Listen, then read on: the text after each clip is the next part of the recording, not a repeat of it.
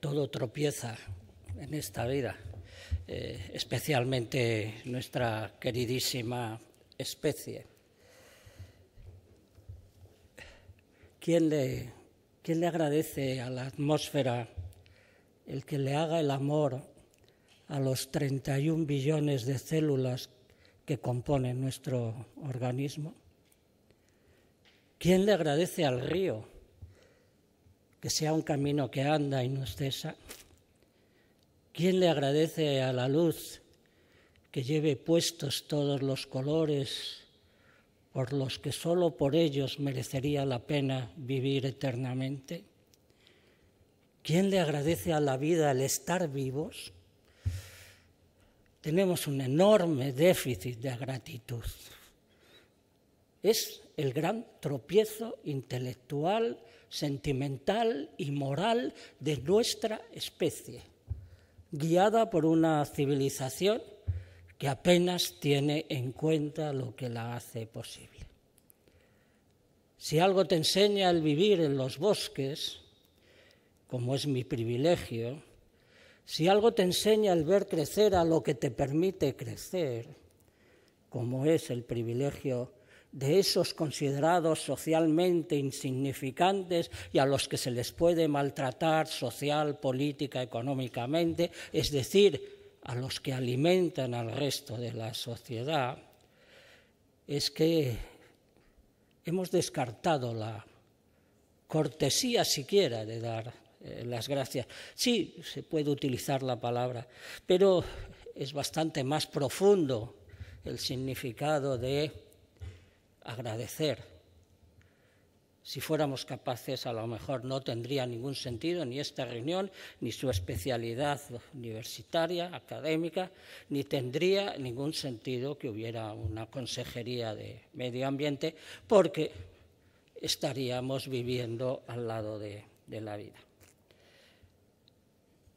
Yo siento la necesidad de felicitaros por lo que significáis, de felicitaros por esta capacidad de encuentro, de organización, de presencia y, por supuesto, os doy las gracias porque pocos privilegios superan a que alguna de mis palabras sean capaces de anidar en vuestros tímpanos.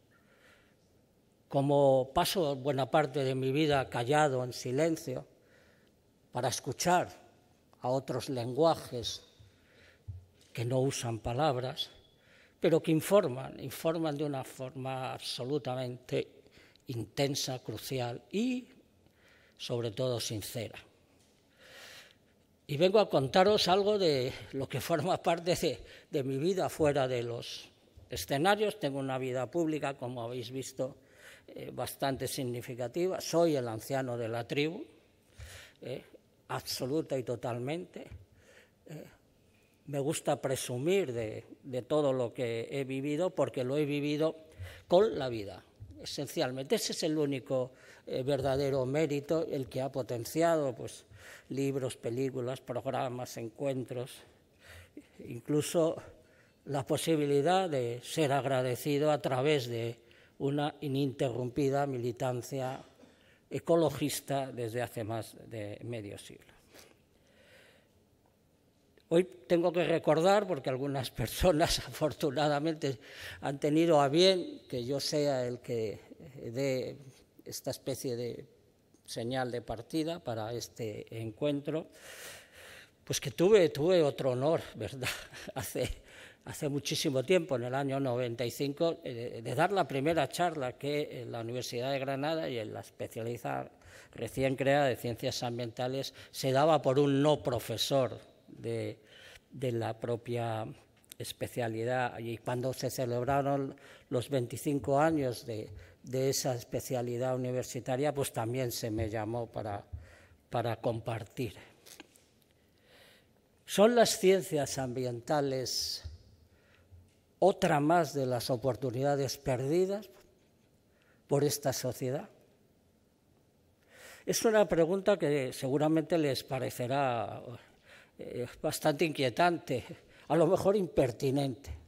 Bueno, les advierto que la obligación de los que nos dedicamos a defender a esa transparencia que respiramos, a esa limpidez que deseamos, a ese alimentarnos correctamente que nos resulta imprescindible, tenemos también una cierta obligación moral de incomodar.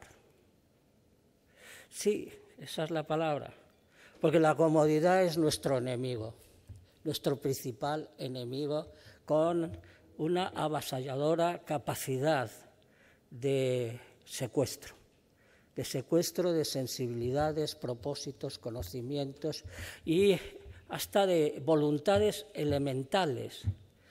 Por eso, a veces los que hablamos queriendo prestar nuestra voz a lo que no tiene voz, pues resultamos un poquito incomodantes. Pero hay que hacerlo, porque sencillamente estamos defendiendo no solo lo que consideramos esencial, sino, ojo, al disparate, a la fabulosa contradicción de que defendemos lo que todos preferimos.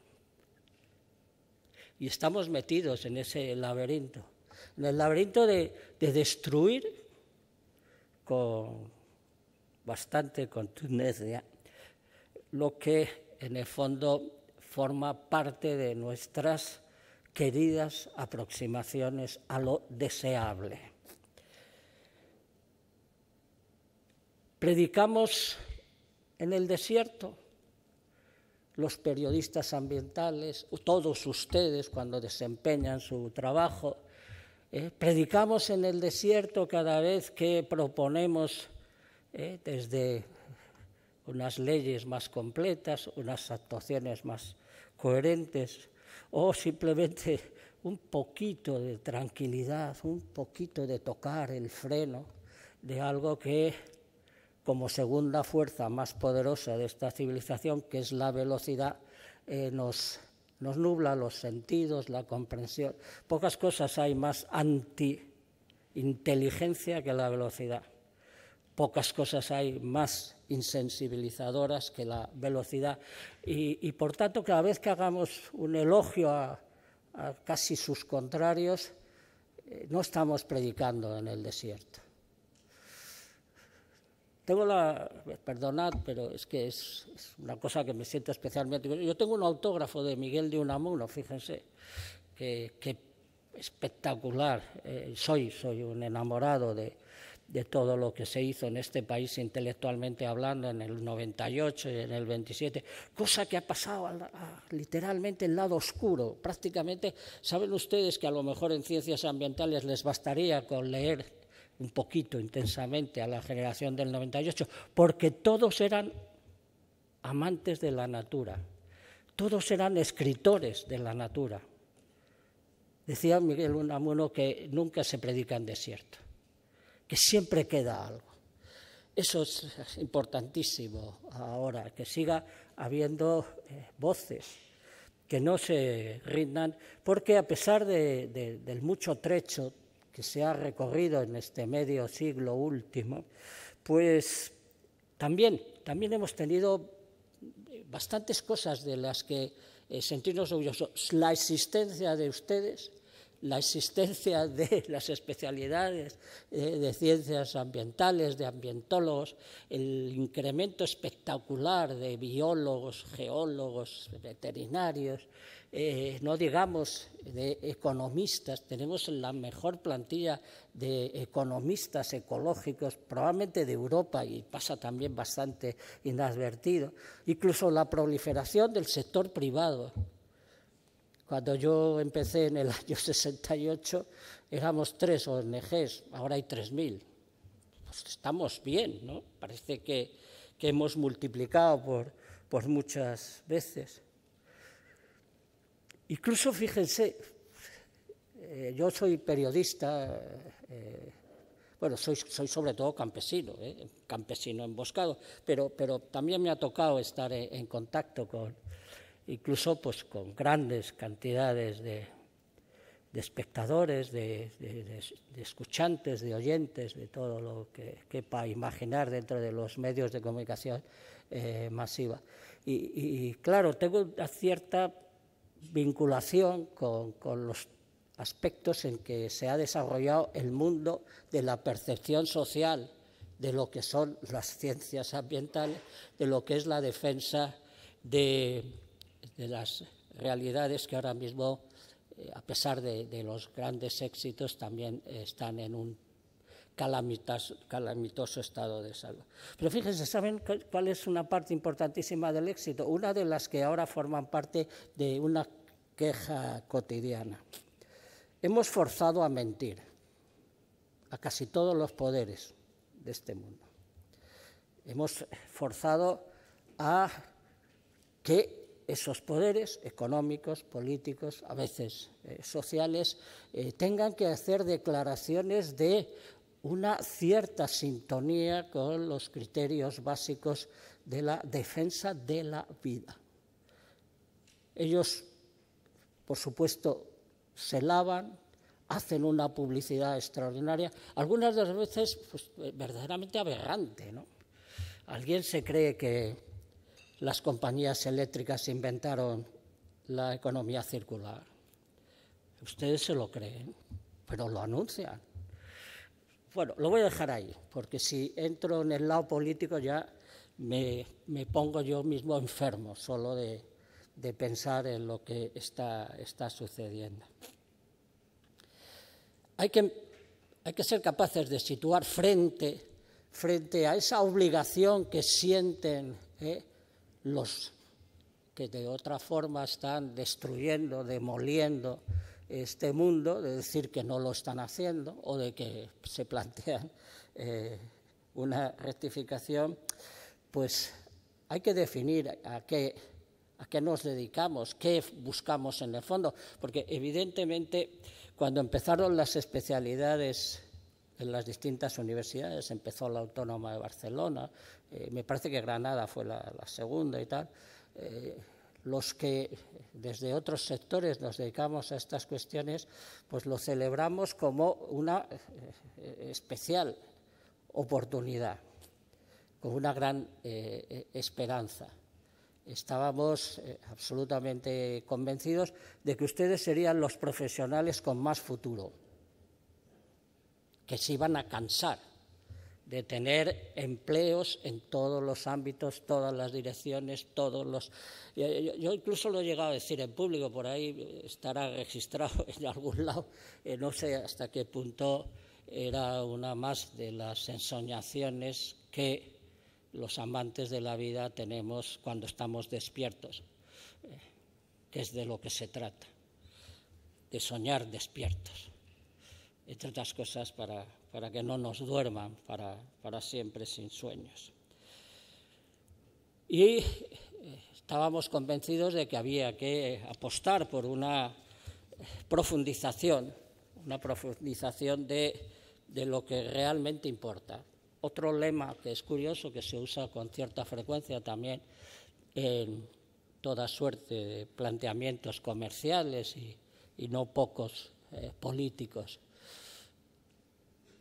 ¿Qué es la ciencia del ambiente? Que son los encuentros en los que la ecología se convierte literalmente en algo muy parecido a lo que nos mantiene vivos desde un punto de vista más primario, más esencial, más necesario también para todo.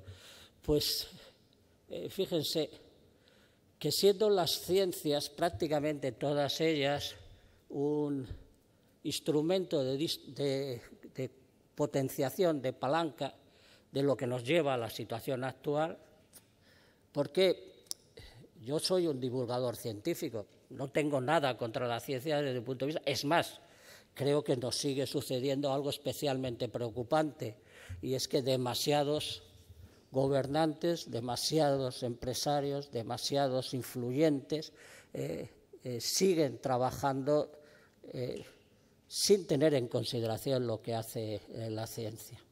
Pero la mayoría de las ciencias son literales compartimentos, son especialidades muy reducidas, en análisis muy concretos de la realidad. Se me viene a la cabeza algo que casi es un anatema en el día de hoy, es esa consideración que hizo Ortega y Gasset, el especialismo es pura barbarie.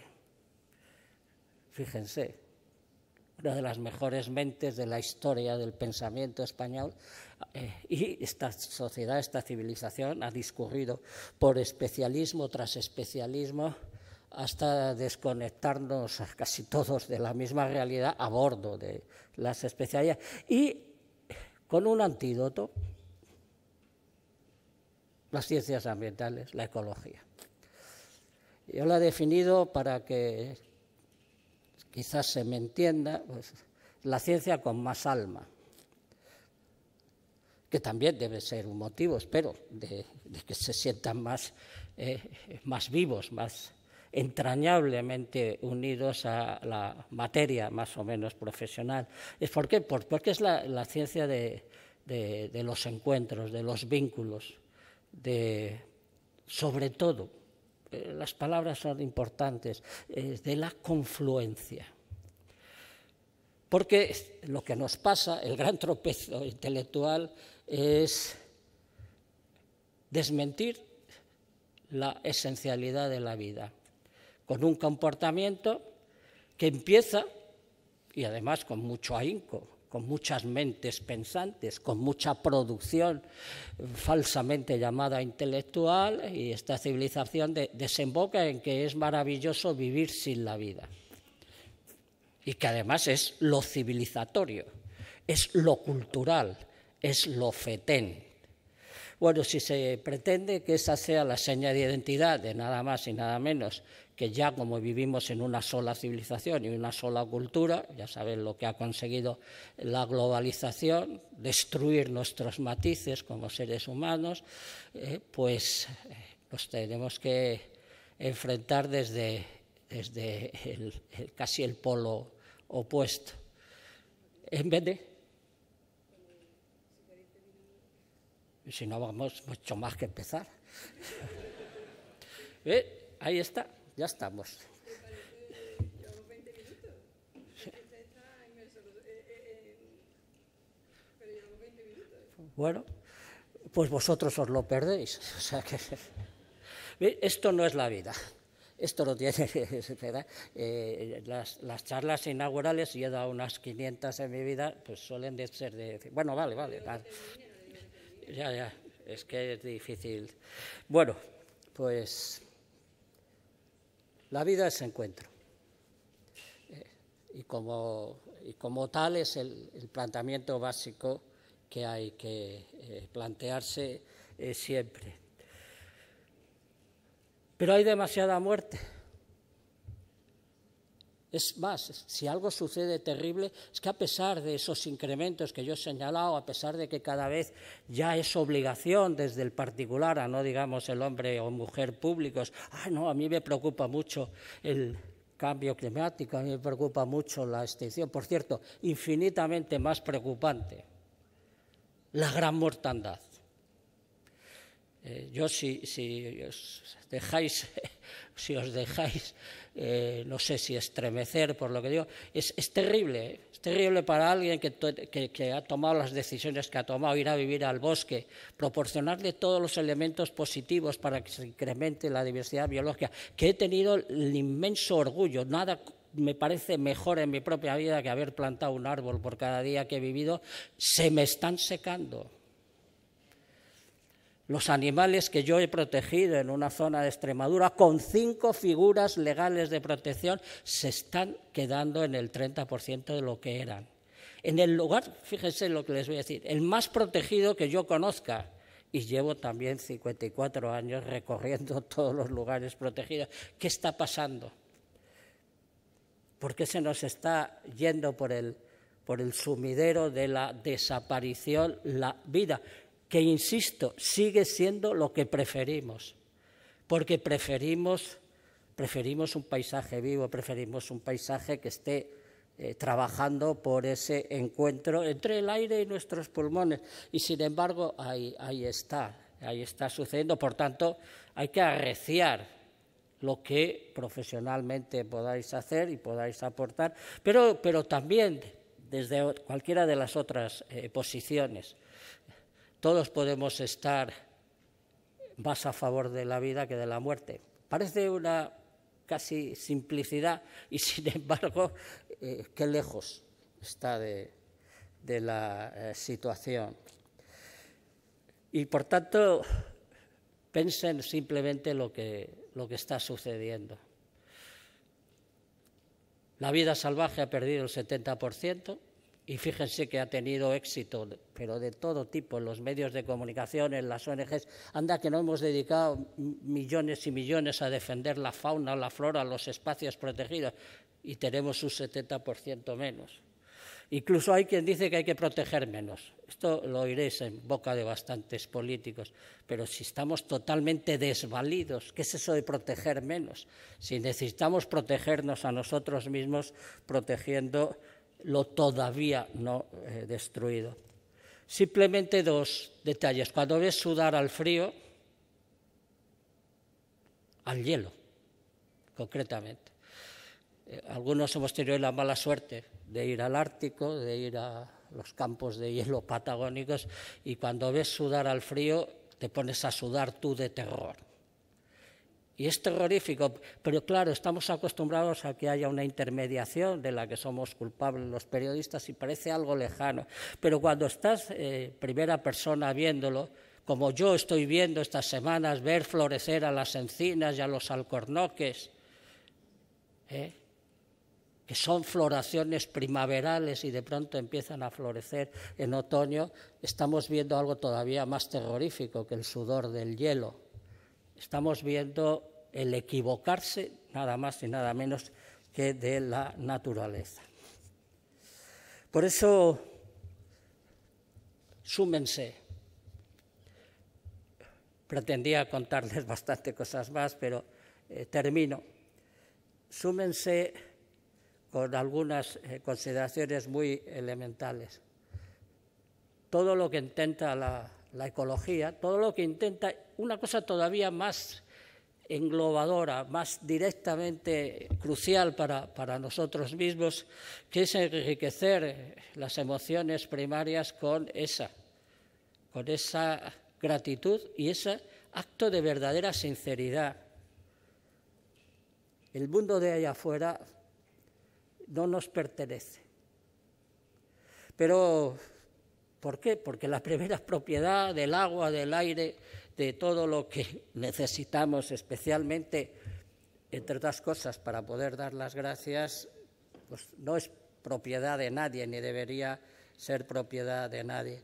Todas las tareas que estamos haciendo, desde las ciencias con alma, las ciencias de la vida con alma, es una propuesta de extraordinario calado, la más difícil de la historia de las propuestas del pensamiento humano.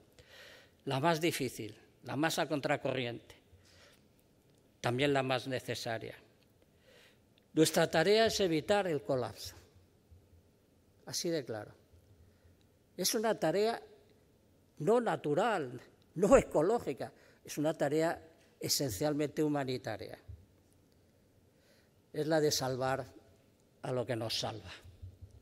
Muchas gracias y que la natura os atalante.